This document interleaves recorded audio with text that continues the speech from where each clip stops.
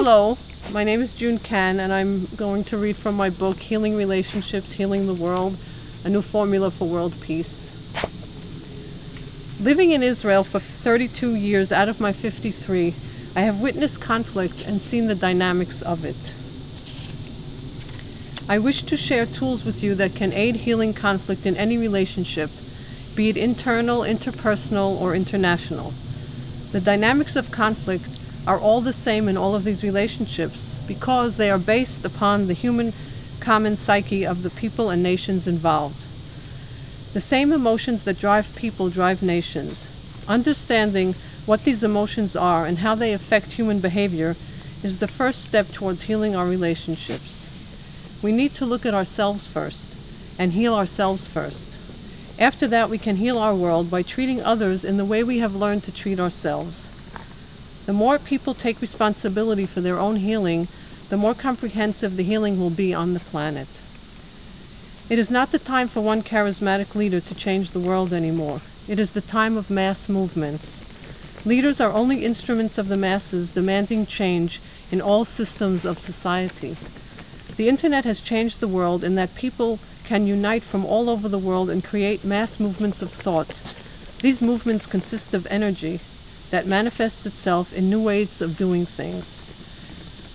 Clearly, all individuals today can make a difference in the world by becoming more aware of their thoughts, feelings, and actions. We all have the freedom to think and feel, no matter what regime we live under. Governments cannot stop their citizens from thinking. They do not rule the world on that level.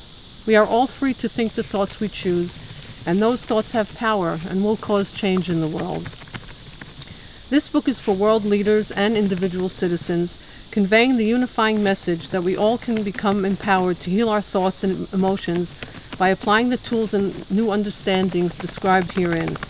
We can then behave more compassionately in our interpersonal and international relationships. In this way, we can and will heal the world. I read a book called Conversations with God by Neale Donald Walsch, and I was especially inspired by the idea presented in the book that said that every act of offense is experienced by the offender as an act of defense. In other words, people attack when they feel threatened. The author offered an excellent tool to use when trying to stop the offender's attack. It was a question which I named the healing question. It went like this: what hurts you so much that you have to hurt me in order to heal it? And throughout the book, I use this question in many different scenarios, and at the end of the book, I talk about a meeting between the Israelis and the Hamas using this question. I see the following happening.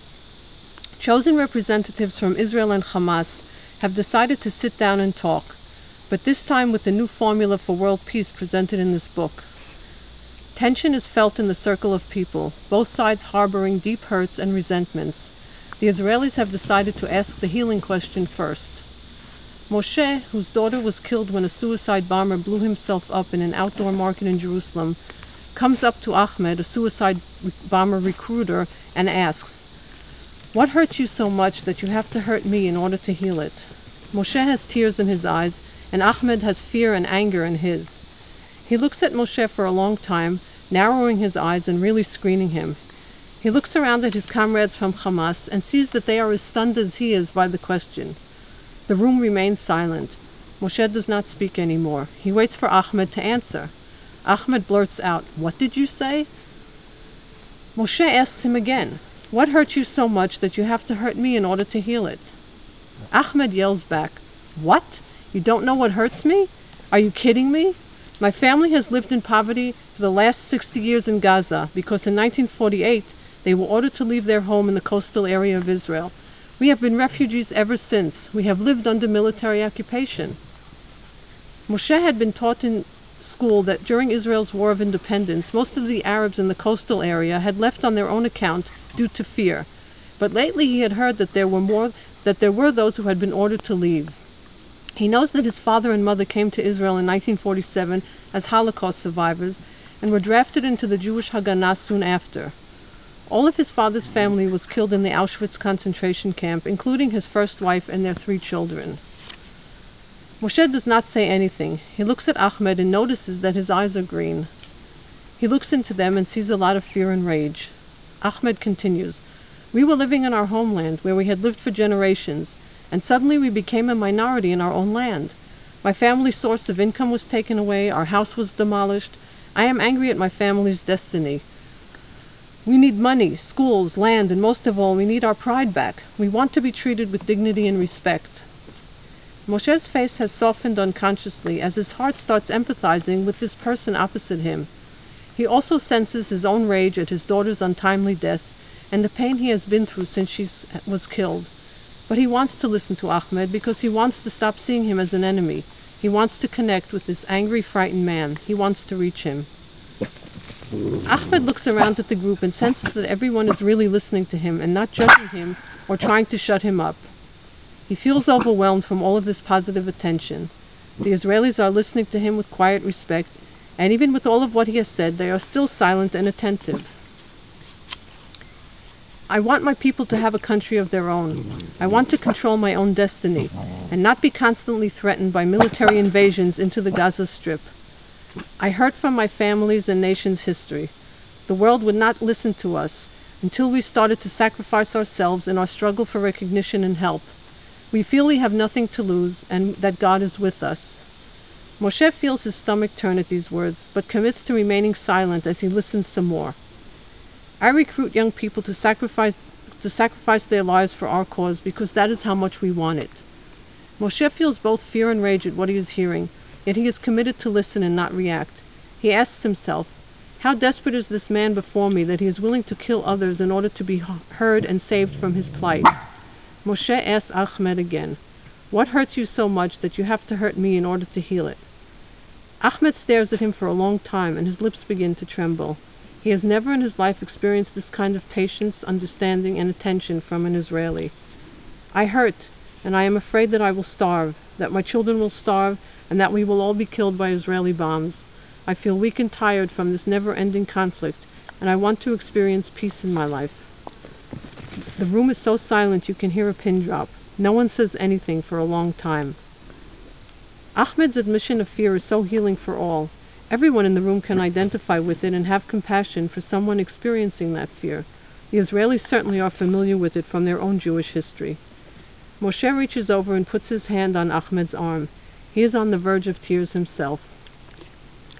Moshe sits by himself in his room that night and recalls the events of the day. His experience with Ahmed certainly sticks out the most in his mind. He has undergone a transformation inside himself from listening to Ahmed. He finally understands that Ahmed is a human being, just like him, with the same basic fears and desires.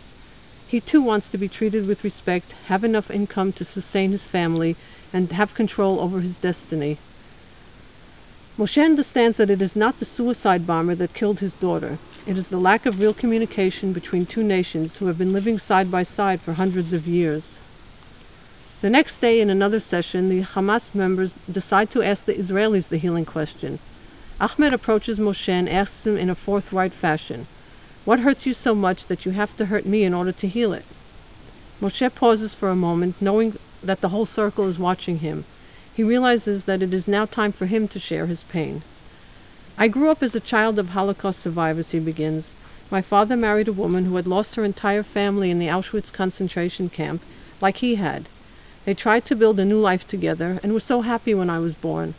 I heard Holocaust stories since I was a very young child. Some Holocaust survivors do not share anything with their children, and some do. Mine did, a lot. I grew up believing that the world was a very unsafe place for me as a Jew, and that I had to have a homeland and an army to fight against anyone who would ever try to exterminate my people again. I knew very little about the Arab population in Israel.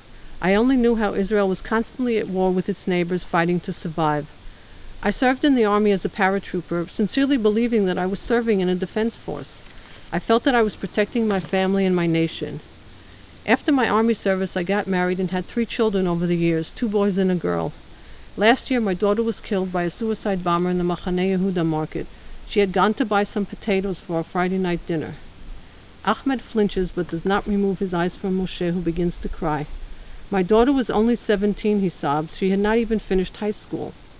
Ahmed remains silent. His 17-year-old niece was killed in crossfire in Gaza. She too had been returning from the market. He felt Moshe's pain and remembered his brother's pain. He keeps his word and continues to listen to Moshe's grief without uttering a word. Moshe blurts out, "I know your nation had nothing to do with the Holocaust, but it did happen to my family and nation. 6 million of us were killed. I am afraid to be annihilated, exterminated. I too am willing to give my life for my nation's cause." Ahmed nods his head unconsciously, not saying a word, but his green eyes show that he understands.